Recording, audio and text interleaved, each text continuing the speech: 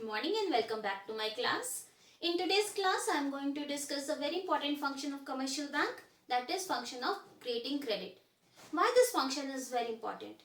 Because through the process of credit creations, bank increase the money supply. As we already know that money supply consists of CU plus DD. So what is CU? CU is the currency with public, that the money which is held by public, that is notes and coins. Now DD is the demand deposits of the commercial bank, and these are net demand deposits, that means demand deposits which are held by the public with commercial banks. So through the process of credit creation, this commercial bank increases demand deposit, and when demand deposit increases, money supply is also increased. Now why it is so important for RBI and the government to keep this money supply at a desired level? Because when money supply increases, that means purchasing power of the economy also increase. Money acts as a medium of exchange. That means we can buy goods and services in exchange for money. So when money supply is increased, purchasing power, that means the power or capacity to buy goods and services also increases. When the purchasing power increases, overall demand will also increase in the economy. When people will demand more goods and services, then producers will produce more and production will increase. And when production increases, the GDP of the nation will also increase. And we have already learned about the importance of GDP, increase in GDP in earlier classes. So that is why when money supply increases, the GDP of the nation also increases. And that is why it is very important to keep the money supply at the desired level. Desired level means if money supply is less, in that case purchasing power will be less and production will also be less and GDP will go down. If money supply is more than the productive capacity, then there will be inflation in the economy. So that is why it's very important for the government and RBI to keep the money supply at a desired level, and commercial banks play a very important role in keeping this money supply at that optimum level. And this is done by the credit creation when demand deposits expand due to credit creation by the commercial banks. Now, before proceeding further, before discussing the process of credit creation, we will see what are commercial banks. So, commercial banks are those organizations, business organizations, which lend and borrow to earn profit. So, from this definition, it is clear that commercial banks, as it is clear from the word commercial, that it is or business organization, and the motive of the organization is to earn profit. And how do commercial banks earn profit? They borrow. Borrow means they accept deposits from the public and they lend. That means they give loan. Lend means they give loan to the. So how do banks earn profit? Banks borrow money, that is accept deposits from general public, and they pay interest on that deposit. On the other hand, bank use these deposits to give loan to normal public, and they charge interest on these deposits, on these loans. Now the interest which is charged by the banks on the loans given by them is greater than the interest which is paid by them on the deposits. So the difference between the interest which banks charge and the interest which pay is the income of banks. In fact, commercial banks. So in this way banks earn profit. Now first of all we'll discuss what kind of deposits banks hold. First of all, first deposit is current account deposit. Current accounts are usually held by the business organizations. On this account, there is no interest paid because a lot of transactions take place on a single day, and since the banks cannot use the money deposited in this account for giving loans. That is why banks do not pay interest on this account. However, they charge some fee for holding this account with them. So current accounts are the accounts which are held by the business entities. Number of transactions is unlimited, and the checks and ATM cards are also issued on these accounts. So usually this is open, these accounts are held by business accounts. Mostly ATM plus check facility is also be given, and fee is charged and no interest paid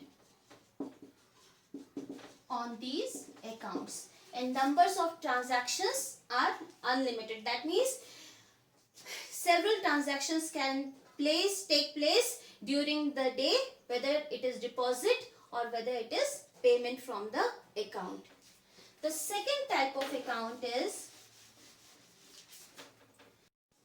saving deposit account. Saving deposits account are usually held by individuals. That means if I open an account with a commercial bank, with any bank, it will be a saving bank account.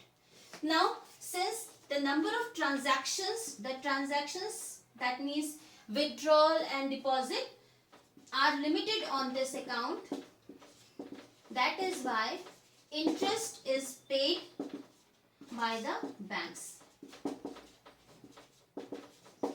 Because the transactions are limited on this account, the banks can use this deposit to give loans, and that is why they are able to pay interest on the deposits in this account. ATM and check facility are also provided on this account. So these are the savings deposit accounts.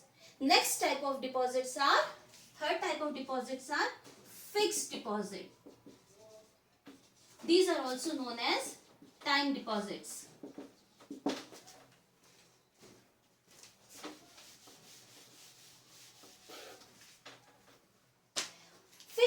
In fixed deposits, the money is deposited in the account, the money is blocked in the account for a fixed period of time. This time period varies from 7 days to 10 years. Now suppose I have deposited 10,000 rupees in a fixed deposit. In that case, I will not be able to withdraw the money, that 10,000 rupees from my account, before its maturity. So that is why the number of transactions are only 2. One is deposit, the other one is withdrawal when the fixed deposit matures. So fixed deposits, the money is fixed, deposited for a fixed period of time, and number of transactions are only 2. One is deposit and one is withdrawal. No check and no ATM is provided on this account because we cannot withdraw money from this account before its maturity. That is why there is no utility of check and ATM. Bank pay interest on this account. However, the rate of interest paid on this account is greater than the savings deposit account. The reason being, the banks can use this money for giving loans, and since before the maturity period they are sure that this money cannot be taken out from the account, that is why the rate of interest paid on this account is greater than the savings deposit account. Current account is also known as demand deposits, because on this account the account holders can demand money anytime. That is why they are also known as demand deposits. Now we will discuss the types of loan which is given by the commercial banks in our country.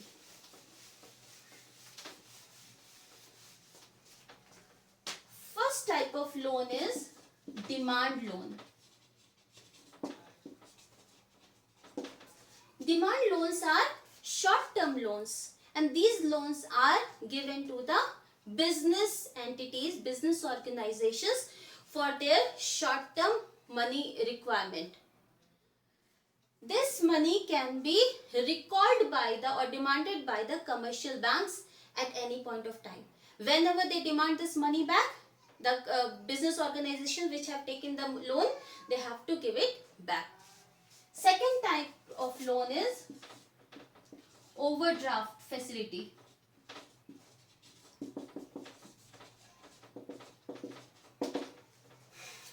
Overdraft facility is provided on the current account only. So this is provided on the current account, where the account holders are allowed to withdraw more amount than it is deposited in their account. Suppose I hold a current account, I am a business entity, I hold a current account with a bank, and in my account I have 50,000 rupees in my account, and bank has sanctioned a limit of rupees 1 lakh for overdraft. In that case, I am eligible to withdraw 1 lakh plus 50,000 from my account.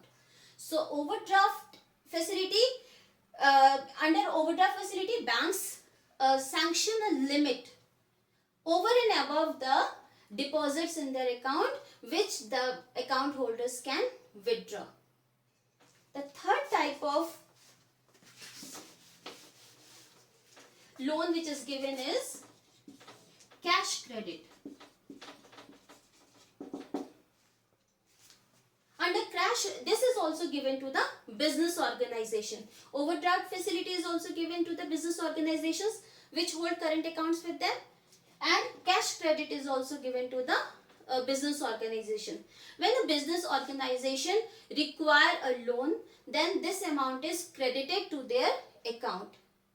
Now the borrower, the business firm which has borrowed the money, they can withdraw, they are free to withdraw any amount up to the limit which is granted on this account. Suppose I am a firm, I have taken a loan of rupees 1 lakh. Now this amount rupees 1 lakh will be credited. A current account will be opened as a cash credit account, and 1 lakh will be credited to that account. Now I will be free to withdraw the whole entire amount, or I can withdraw any value up to 1 lakh. Suppose I require only 10,000 rupees today. So what I'll do? I'll withdraw only 10,000 rupees today, and 90,000 rupees will remain in my account. Now since I have withdrawn only 10,000 rupees, I will pay interest on this amount. I will not pay interest on the entire 1 lakh rupees. I will pay interest only on that amount which I have withdrawn from my account. So this is the cash credit account which is granted against the raw materials or finished goods or processed goods of the business firms. So this is the cash credit account. Now, fourth type of loans are term loans. In term loans, a fixed amount is given for a fixed period of time and the loan is repaid in easy monthly installments, that is EMI. Now, term loans are of three types. One is short term loan. The duration of this loan is 12 months to 18 months. The second type of loans are intermediate term loans.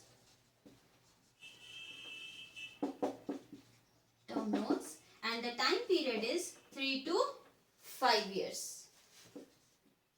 And third type of term loans are long term loans, which can, the time period for this loan can go up to 25 to 30 years also, as for housing loans or business loans in the same way. Now, on long-term loans are always secured. If you are purchasing a house and taking a loan for 25 years, then your house will be used as a collateral by the banks. However, short-term and intermediate term loans can be secured as well as unsecured, like personal loans. On personal loans, you are not keeping anything as a collateral, as a security with the bank. So these are the loans which are given by the commercial banks. So now we will proceed further with the process of credit creation by the commercial banks. Now, what is credit creation? Through the process of credit creation, banks expand their deposits as a multiple of their initial deposit. What happens is that when we deposit our money in our accounts, bank use this money to give loans. Now, when bank give loan, they do not give this loan in the form of cash. They open a loan account. That means when bank has given a loan, a new loan account is opened and the bank deposits are increased equivalent to the loan amount. So that is why every loan increases the deposit.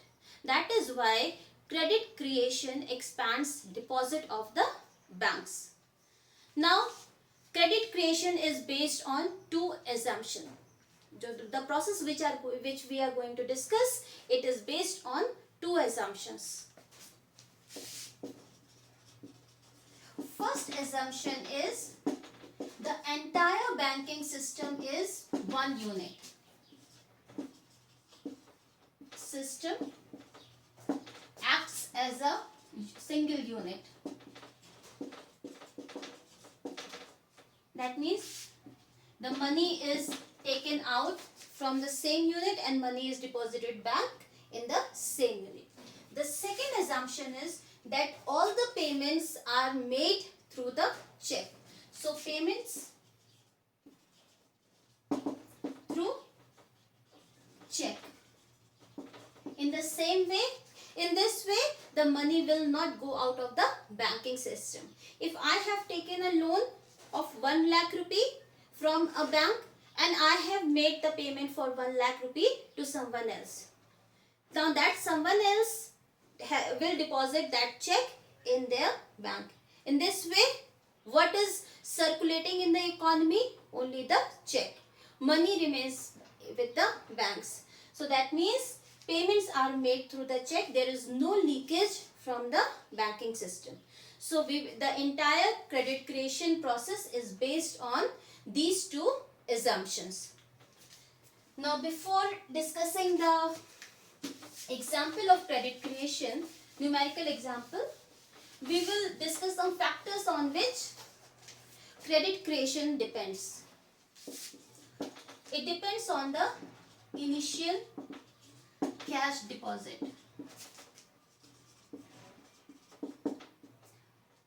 That means this deposit, we can deposit the money in the form of cash also or in the form of check also with the banks. Now, banks will use this deposit for giving loans. So, what will banks do? They will use this money for loan, for giving loans. But banks are not authorized to give the whole amount which is deposited in their banks as loans. They are required to keep a fraction of this amount in the form of legal reserve ratio, and this legal reserve ratio is determined by the Reserve Bank of India, which is the central bank of the country. So second determinant is legal reserve ratio. Now in our country, legal reserve ratio consists of two types of reserves. First is cash reserve ratio, which is known as CRR in short, and it is at present 3% of the demand deposits. Now what is cash reserve ratio? Cash reserve ratio is that percentage of the deposits of commercial banks which they are required to keep with the Reserve Bank of the country, with the Reserve Bank of India in the form of cash. Now suppose rupee 100 is deposited with a bank. Now bank will have to keep 3% in the form of CRR with the RBI. So they are not authorized to give this amount in the form of loan. They are required to give this money to RBI, that is Reserve Bank of India. It is the central bank of our country. Second component of legal reserve ratio in our country is statutory liquidity ratio.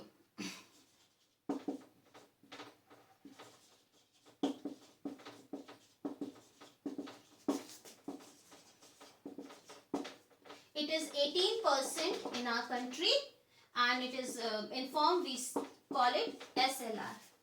That is a statutory liquidity ratio. Banks are required to keep a fraction of their deposits in liquid form with themselves. Liquid form means they can keep it in the form of cash also, in the form of gold also, and in the form of government securities. Now, why banks are required to keep this money, that is SLR, with themselves? Because when we deposit money, when we deposit our money in our accounts, we are authorized to withdraw that amount to up to some extent from our accounts.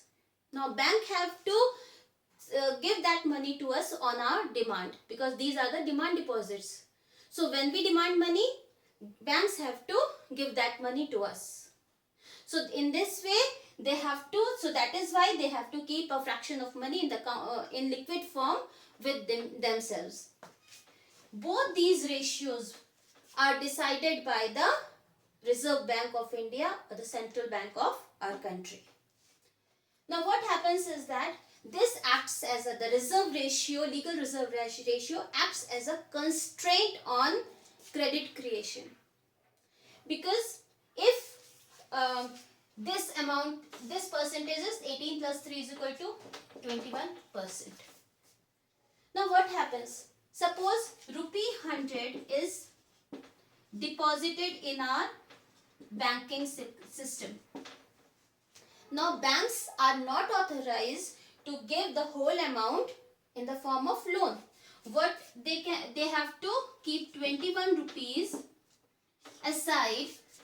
That means 3 rupees they have to keep with Reserve Bank of India, and 18 rupees they have to keep it with themselves.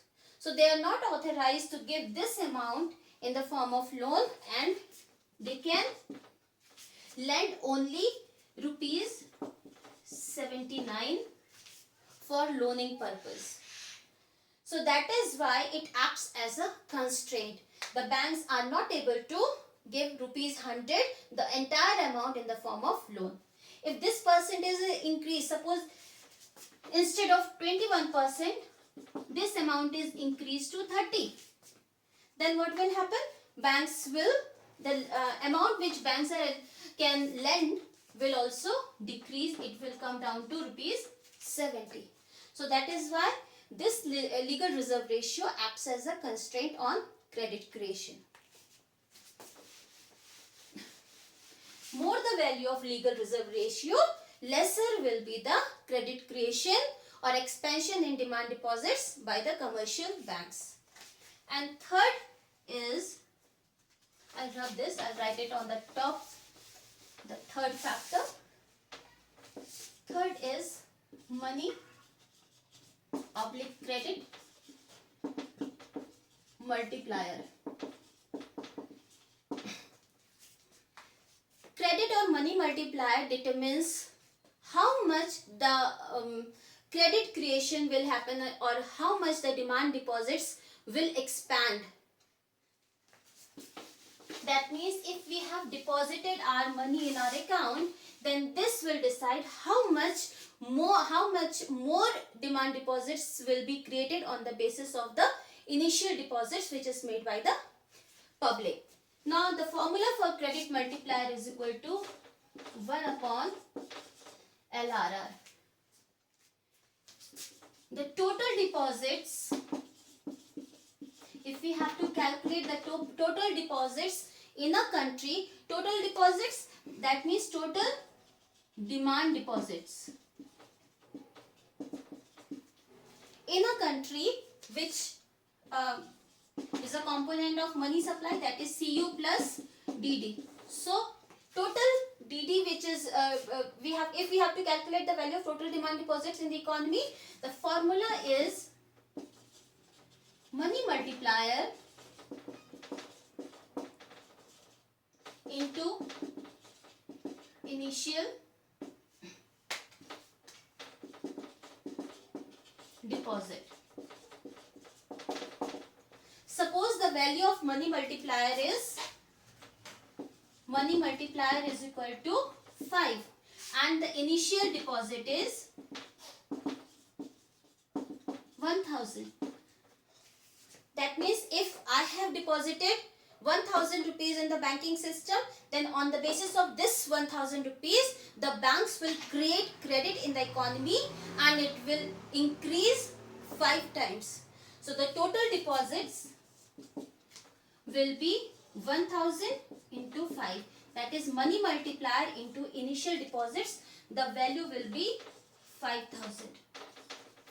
So money multiplier decides how that on the basis of initial deposits, how much new deposits or new accounts demand deposits will be created and how much money supply will be increased in the economy. Now we will try to understand this concept using a numerical example. So we will assume that the LRR is equal to 20%. Today it is 21% in our economy. However, for calculation purpose, we will take the value as 20%. And initial deposit is rupees 1000. Now we will make a table here. So first of all, in first column, it is rounds. In second column, it is demand deposit. In third column, it is excess reserve, which banks can give as loans, and then cash reserve.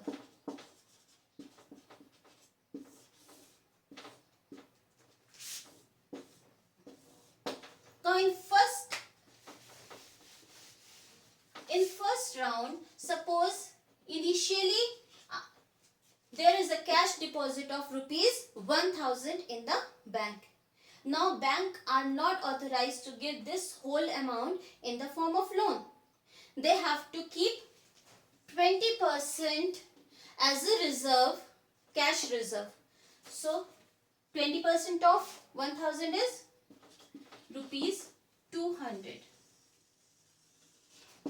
So this is the amount which banks are not authorized to give as loans.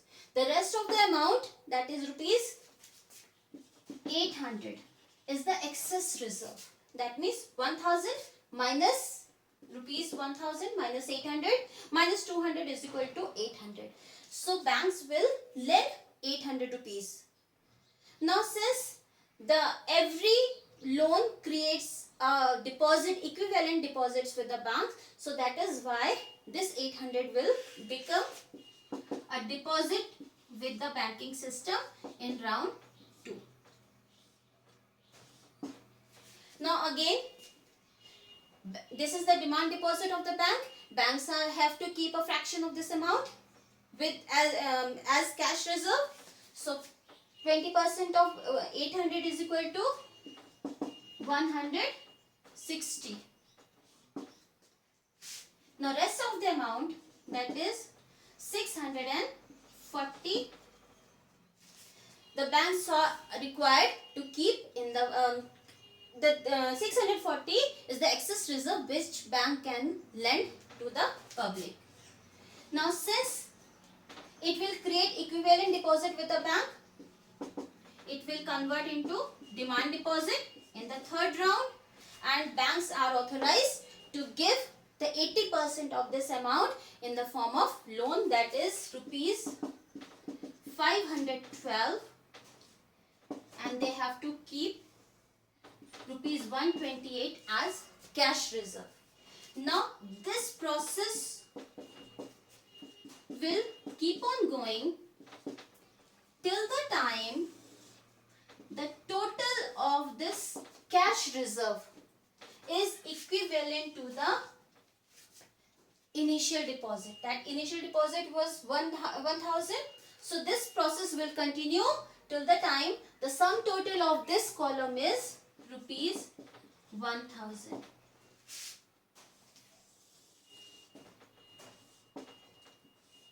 Now we will see how to calculate the total value. Now we can calculate the value of total deposits using money multiplier. So what was the formula of money multiplier? Money multiplier is equal to 1 upon LRR. The value of LRR which we have taken is 20%. So money multiplier is equal to 1 upon 20%. We can solve this equation. Money multiplier is equal to 1 upon 20 divided by 100 is equal to 100 divided by 20 is equal to 5. Now the value of money multiplier is 5. Now formula for total deposits which we have discussed earlier is equal to total deposit, demand deposit is equal to money multiplier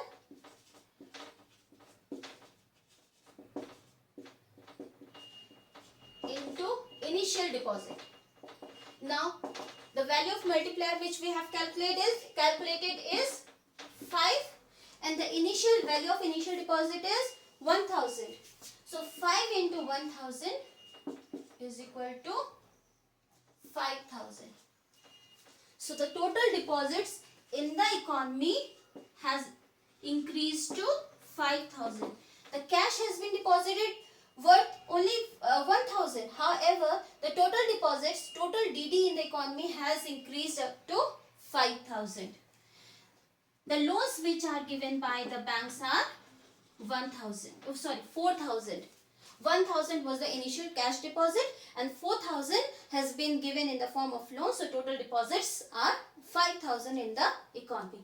That is why the money supply has been increased to 5000 in the form of loans. Now we will draw a diagram also.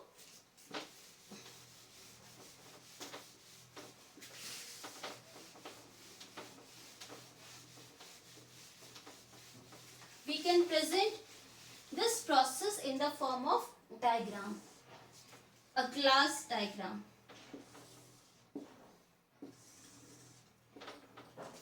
Now here we will take high powered money. powered money are in the form of notes and coins. High powered money is the money which has been created by government and Reserve Bank of India. So it is known as high powered money because it has the capacity to increase the money supply many-fold in the economy. Now how it works? This part is currency with public. Alright, CU. Now suppose initially there was 1100 rupees in the economy. That means 100 rupee was with the public in the form of cash and 1000 was deposited in the form of cash with the banking system. Now what will happen? The 100 rupee which has remained with the public, it will remain as rupees 100 also up to this level. On the other hand, on the basis of 1000 initial deposit, banks will keep on expanding deposits. Now first of all it was 1000. They had given in the form of loan 800 rupees. That is, it has increased to rupees 1800 and so on. And here the amount has been increased to 5000. Now the amount which was with the public, rupees 100, remains the same. However, the amount which was deposited in the bank, 1000, has been increased to 5000. So in this way, on the basis of high powered money, that is currency or cash, the total money supply in the economy has been increased. So this is total money supply in economy. Since we have already discussed that money supply is equal to CU plus DD. Now this is the CU and this part is the DD. So now DD has been increased. So overall, earlier the money supply was 1100. Earlier money supply was 1100, which has been increased to 5100 by the process of credit creation by commercial banks. And that's all for today. We will meet back in next class.